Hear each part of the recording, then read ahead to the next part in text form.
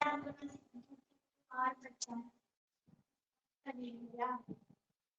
Evening student, आप लोगों का स्वागत है डिस्क्रिप्टिव सेशन में।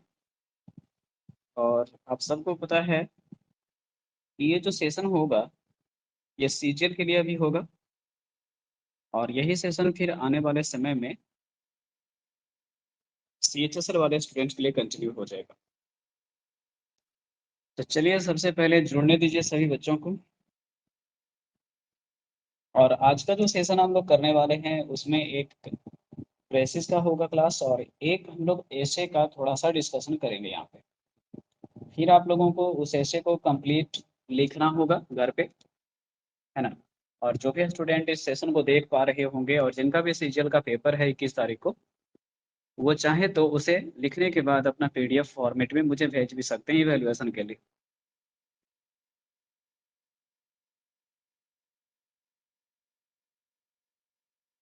चलिए तो मैं आप लोगों के पास लेके आता हूँ जो फाइल मुझे शेयर करना है और बताना है आप लोगों को।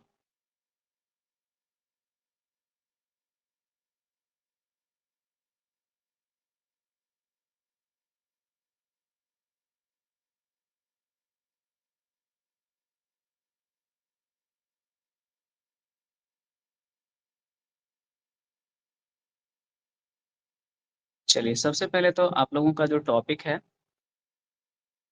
ऐसे का एक डिस्कस मैं करने वाला हूँ। तो पहले मैं उसी को थोड़ा सा डिस्क्राइब यहाँ पे कर लेता हूँ।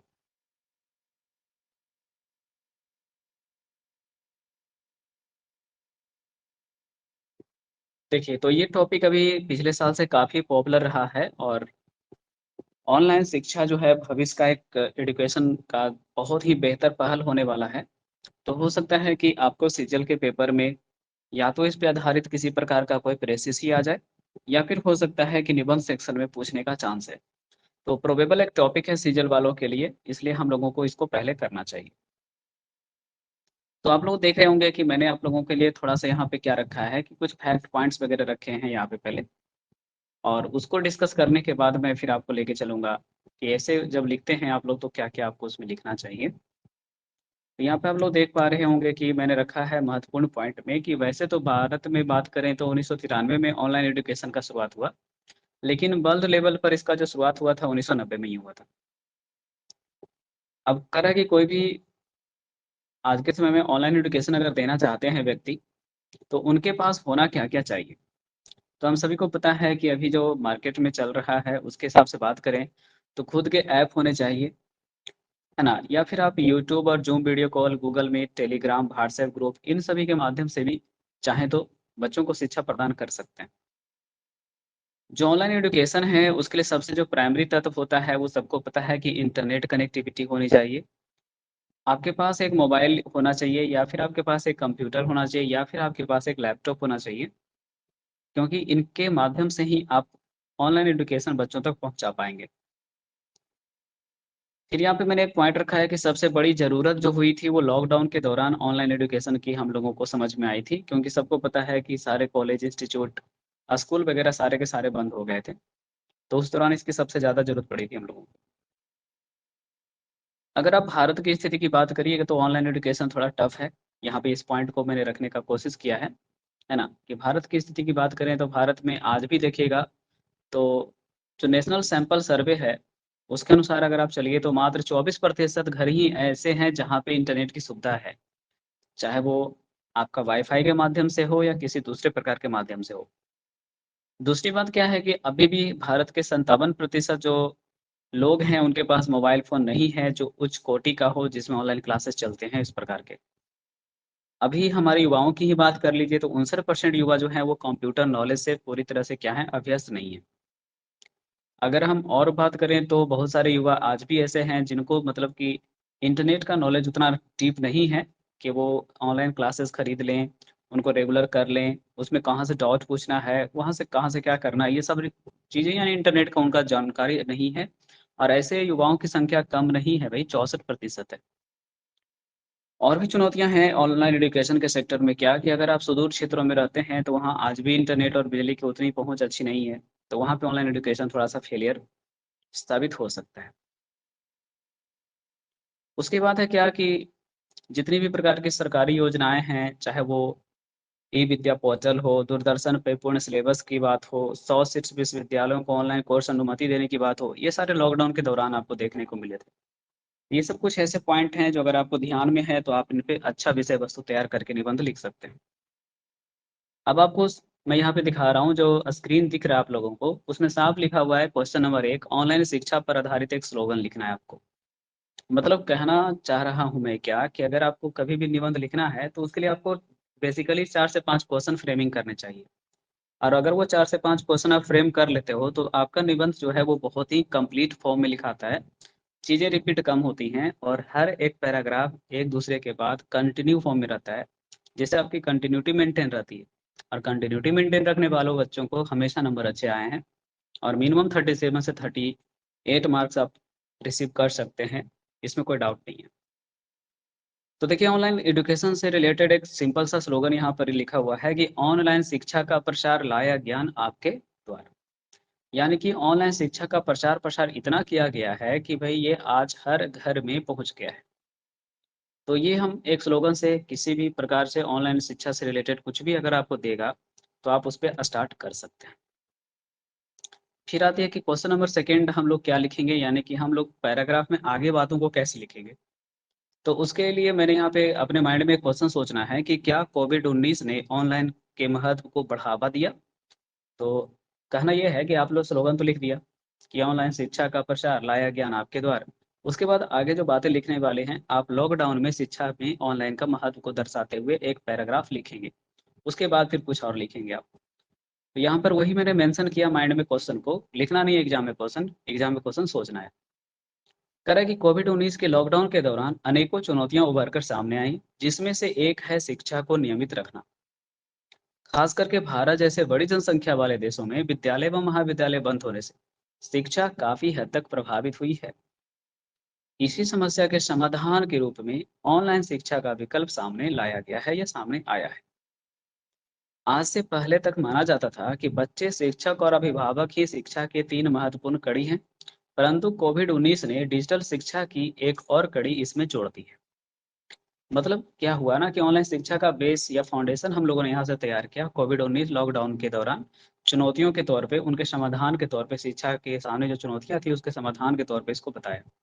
फिर हम लोगों ने बताया कि भई आपको पता ही है कि अभी तक बच्चे या शिक्षक और अभिभावक जो होते थे वो शिक्षा के महत्वपूर्ण अंग होते थे। लेकिन अब जो कोविड-19 ने डिजिटल शिक्षा को भी इसका एक महत्वपूर्ण अंग या कड़ी बना दिया है। अब इसके बाद आप लोग क्या करेंगे कि नेक्स्ट जो पैराग्राफ लिखेंगे, उसमें आप लोग पैराग्राफ चेंज कर लेंगे अपने ढंग से। उसके बाद लिखाएगा कि ऑनलाइन शिक्षा से शिक्षा का स्वरूप किस तरह बदला। यानी कि अब ऑनलाइन शिक्षा के ऊपर आपको फोकस आना है, यहाँ से शुरुआत होनी है।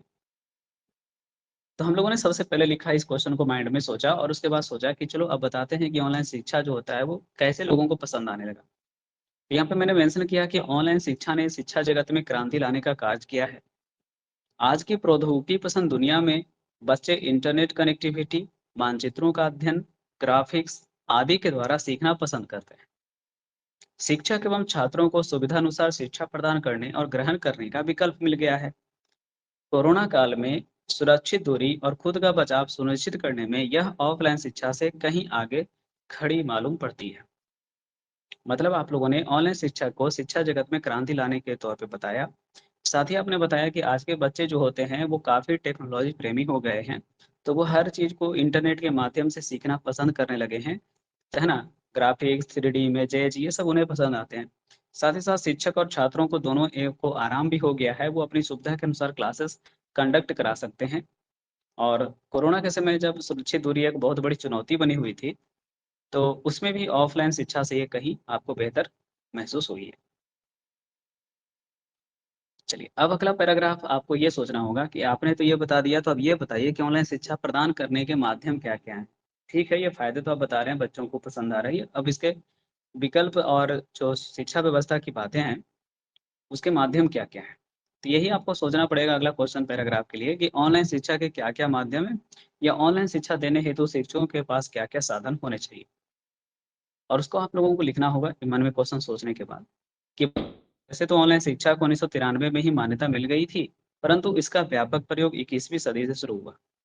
आज ऑनलाइन शिक्षा प्रदान करने के कई सरल माध्यम विकसित हो चुके हैं। अब इसलिए बोलना पड़ेगा कि 21वीं सदी में शुरू हुआ, क्योंकि ऑलरेडी आपने पता है ना कि ये ठीक है, कोविड के समय पीक पर था, लेकिन इसका चलन था पहले से भी भाई। ऐसा नहीं था कि कोरोना के समय ही ये सिर्फ प्रचलन में आया। है कि आज ऑनलाइन शिक्षा प्रदान करने के कई सरल माध्यम विकसित हो चुके हैं, जिनमें यूट्यूब चैनल हैं, ज़ूम वीडियो कॉल है, गूगल मीट है, टेलीग्राम है, व्हाट्सएप, है ना? ये सब प्रचलित माध्यम है। हाँ, अब आपको कहना पड़ेगा कि कुछ टीचर अपने ऐप भी बनाते हैं ना सर, तो उसको एक स्पेशल सेंटेंस दे दीजिएगा तो अच्छा लगेगा। अपनी सुविधा के अनुसार शिक्षक खुद के ऐप भी प्रयोग कर रहे हैं, जो एक डिजिटल क्लासरूम की तरह काम करता है। तो इतना लिखने के बाद आप लोगों ने ये बताने का काम किया कि ऑनलाइन जो शिक्षा प्रदान किया जाता है, उसके माध्यम क्या-क्या हैं। अब आपको ये बताना पड़ेगा कि जो ऑनलाइन आप शिक्षा प्रदान करते हैं, वो ऑफ़लाइन शिक्षा से बेहतर है।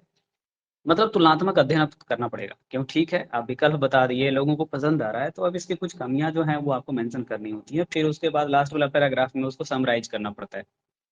तो यहाँ पर यही क्वेश्चन सोचना है कि क्या ऑनलाइन शिक्षा ऑफ़लाइन शिक्षा का विकल्प हो सकती है? इसके रास्ते की चुनौतियाँ आपको क्या समझ में आती हैं?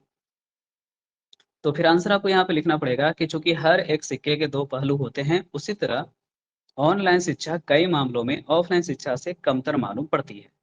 जैसे कि बेहतर इंटरनेट व्यवस्था न होने से कई बड़ी जनसंख्या इसका लाभ नहीं प्राप्त कर सकती। साथ ही साथ नेशनल सैंपल सर्वे के आंकड़ों की अगर बात माने तो लगभग 24% घरों में ही इंटरनेट सुविधा उपलब्ध है। फिर है कि ऑनलाइन शिक्षा के जरूरी साधन यानी मोबाइल की बात करें तो सिर्फ 57% लोगों के पास ही ये मौजूद है। आश्चर्य की बात तो यह है कि 64% युवाओं को इंटरनेट का ज्ञान ही नहीं है। साथ ही साथ प्राइवेट और सरकारी स्कूलों की सुविधाओं में भी अंतर है।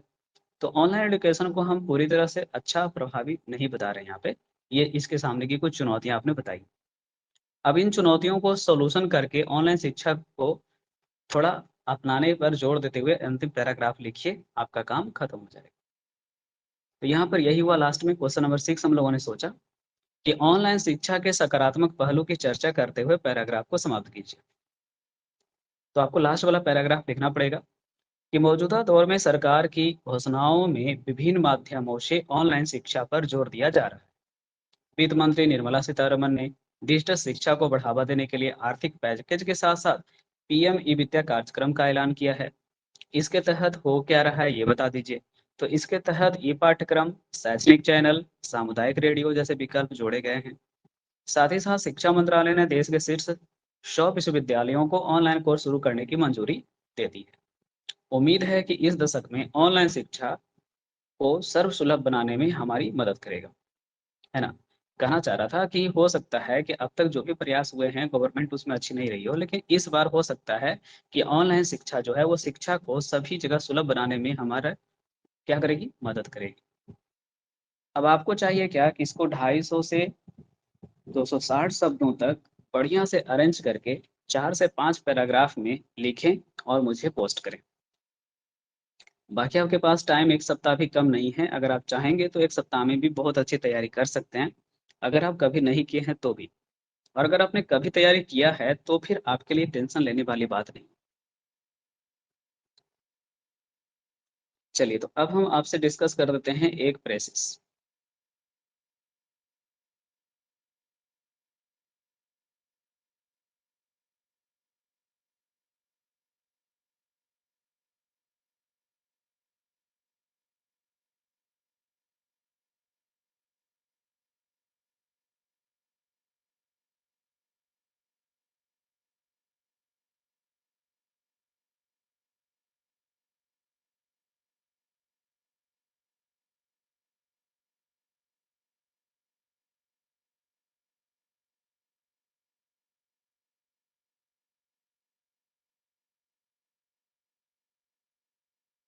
चलिए तो आप लोगों के सामने एक प्रेसेस भी मैंने ले आया है, अब इसको मैं डिस्कस कर देता हूँ।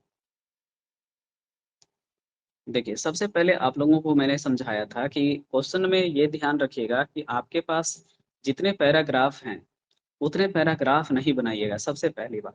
जब भी सब संक्षेपण लिखते हैं तो पैराग्राफ हमेशा एक ही रखिएगा। उसके बाद एक बात का ध्यान हमेशा दीजिएगा कि पैराग्राफ जब आप स्टार्ट करते हो या एंड करते हो, उसमें एक ऐसा लय बना के रखना है कि आपको एंडिंग जो होना चाहिए एकदम सार्थक लगना चाहिए कि हाँ, ऐसा नहीं लगना चाहिए कि एंडिंग हुआ ही नहीं, लगता है और कुछ लिखना बाकी रह गया।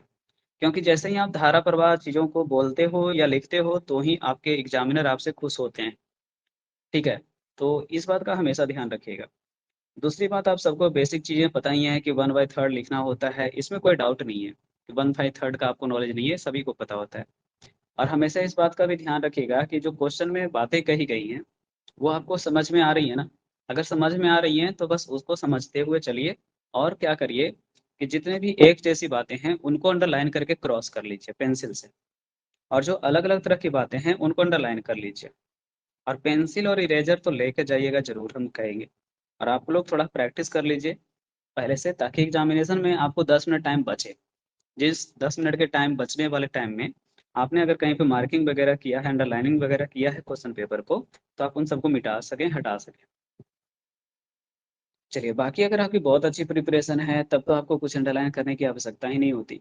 लेकिन बिखराव का डर हमेशा बरकरार रहता है, ठीक है ना? तो थोड़ा-सा स्टूडेंट की तरह सोचना है, और एक बढ़िया हेडिंग सोच लीजिएगा, तो भी अच्छा लिखाता है प्रेसिस, तो उसका भी प्रैक्टिस कर लीजिए इधर आप। चलिए, तो आज का हम लोग देखते हैं ये टॉपिक क्या है। अधिकतम शब्द संख्या 125 में लिखने के लिए इंस्ट्रक्शन मिला है, यानी कि ये 350 से भी प्लस शब्द हैं। देखिए, सबसे पहले लिखा है कि बच्चों को जब अपने माता-पिता से सकारात्मक मार्गदर्शन प्राप्त होता है, तब वे जल्दी से सीखते हैं। उन्हें कैसे व्यवहार करना है? ओह! यानी कि हेडिंग आपका थोड़ा-सा बन सकता है, क्या चीज़ भई? सोच रहे हैं कुछ आप लोग? चलिए ठीक है, आगे बढ़ते हैं फिर और सोचेंगे। अपने बच्चों का मार्गदर्शन करने के लिए अपने स्वयं के व्यवहार का उपयोग करें। बच्चे आपके व्यवहार को देखता है और उससे सीखता है। मतलब इन तीनों सेंटेंसेस से एक बात तो क्लियर हो गया है कि बच्चे जो होते हैं अपने माँ-पिता के व्यवहार से ही व्यवहार सीखते हैं। ये एक सेंटेंस तो हम बना सकते हैं 3 सेंटेंस से। चलिए, उदाहरण के लिए यदि आप नहीं चाहते हैं कि आपका बच्चा अपनी आवाज़ उठाए, तो आप भी धीरे से बात करें। कहना ये चाह रहा है कि बच्चों को डाँटने या फटकारने के बजाय आप उनकी प्रशंसा करके उनसे बातें करें, ठीक है? यानी फर्स्ट पैराग्राफ से 2 सेंटेंस आपको निकालना पड़ेगा।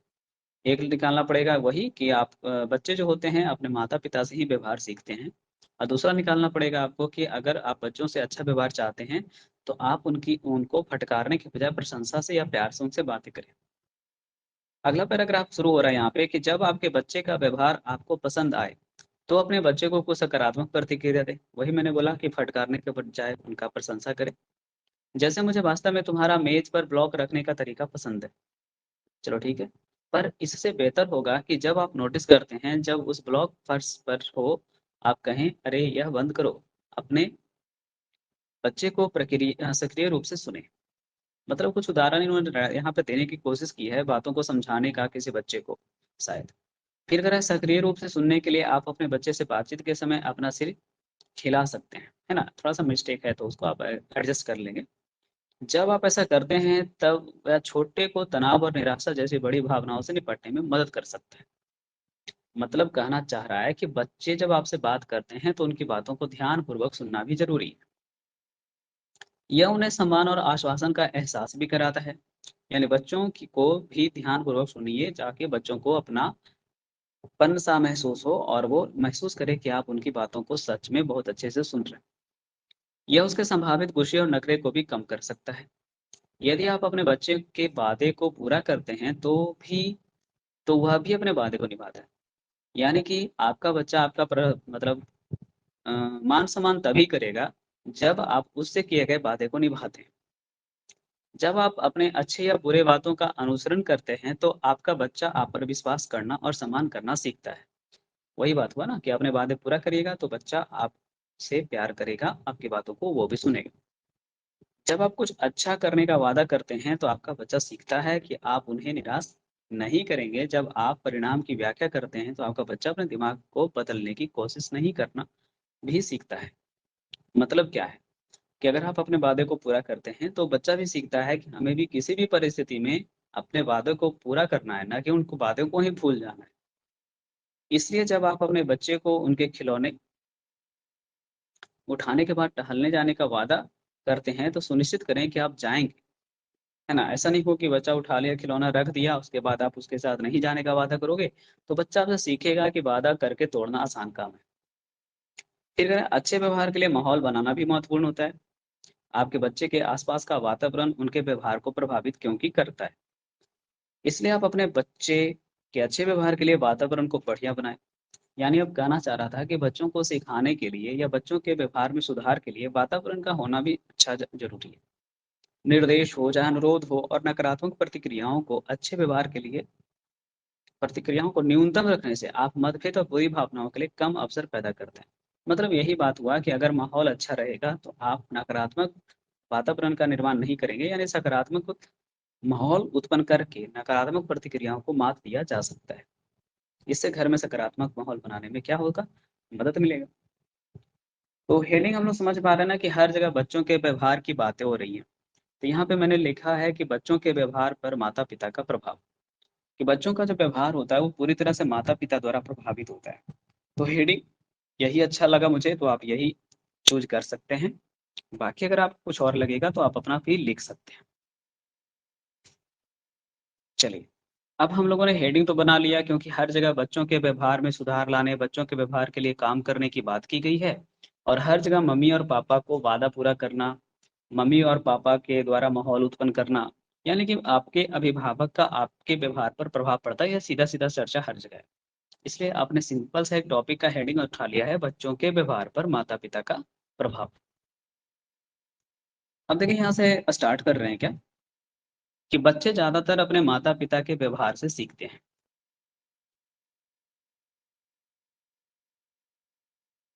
ठीक है? सबसे पहला पॉइंट हो गया कि बच्चे ज़्यादातर अपने माता-पिता के व्यवहार से सीखते हैं। अभिभावक अच्छी आदतों को शामिल करके अपने बच्चे के व्यवहार को नया रूप दे सकते हैं। फिर आपने लिखा है कि सकारात्मक प्रतिक्रिया, अच्छा व्यवहार और शांत वातावरण। ये सब जो बातें थी ना कि आपको माहौल भी अच्छा करना पड़ेगा। आपका बच्चा जब आपसे कुछ पूछता है या उससे आप बातें करते हैं तो सकारात्मक होके बात करें। वो जब कुछ अपने बारे में बता रहा है तो उसे सुने अच्छे से। तो ये सब चीज़ें जो होती हैं नकारात्मक भावनाओं से निपटने में मदद करती है। बच्चे के अंदर किसी प्रकार की नकारात्मक भावना जो होती है उससे निपटने में मदद करती है। उसके बाद फिर है कि माता-पिता को फटकार के बजाय प्रशंसा का उपयोग करना चाहिए। मतलब ये बात वहाँ पे थी ना, कि अगर बच्चा जो होता है वो किसी प्रकार की गलती कर रहा है, तो आप उसे फटकारने के बजाय उसको प्यार से भी बात करके समझा सकते हैं। बच्चे अपने माता-पिता का सम्मान तब करते हैं, ये वो वाला बात था ना जो हो रहा था ना कि आपने बच्चे को खिलौना उठाने के लिए कहा, फिर बच्चे ने उठाया, फिर आपने घूमने जाने का वादा किया था, पूरा किए, नहीं किए तो फिर गलत होगा। तो वही यहाँ पे लिख रहा है। बच्चे अपने माता-पिता का सम्मान तब करते हैं, जब उनके माता-पिता उनसे किए गए वादों को पूरा करते हैं। ऐसा करने से बच्चों के अवांछित व्यवहार और नकारात्मक प्रतिक्रियाओं से बचा जा सकता है। अभिभावकों का अपने बच्चों के रवैये में बदलाव देखने के लिए पहले स्वयं के व्यवहार को निर्देशित करना चाहिए। वही बात हुआ कि अगर आप चाहते हैं कि आपके बच्चों का व्यवहार बहुत अच्छा हो, रवैया बहुत अच्छा हो, तो आपको अच्छा माहौल घर पे क्रिएट करना पड़ेगा, वातावरण एक अच्छा बनाना पड़ेगा और उसके लिए आप खुद को ही क्या कर लीजिए, एक अच्छे वातावरण का निर्माण खुद से कर लीजिए। तो इसमें क्या किया जाना चाहिए हमेशा स्टूडेंट एक बात ध्यान रखिएगा कि जब भी चीज़ों को लिखते हैं तो लय बरकरार रखें और कुछ भी ना छूटे ऐसा ही सोच करके लिखिए। बाकी देखिए मोर एंड मोर प्रैक्टिस जो होता है ना वो प्रेसिस राइटिंग के लिए ज़रूरी होता है। तो आज का सेशन हम लोग इतना ही देर का रखते हैं। जो बच्चे इस क्लास से नहीं जुड़ पाए हैं वो इस वीडियो को यूट्यूब पर भी देख पाएँगे, वहाँ पे भी अपलोड हो जाएगा आधा घंटा के अंदर। तो चलिए ठीक है, फिर मिलते हैं कल। कल एक प्रेसिस और कल एक आपका निबंध मैं फिर से करा दूँगा। और जो भी आस-पास हैं बिहार शरीफ के, उनके लिए एक अच्छी बात है कि बुधवार को उनको एक टेस्ट 4 से 5 देने का मौका है सीजीएल वालों को, जिसमें एक प्रेसिस और एक निबंध रहेगा, है ना? बाकी आप लोग जो भी हैं, एक-दूसरे को इन्फॉर्म कर दें।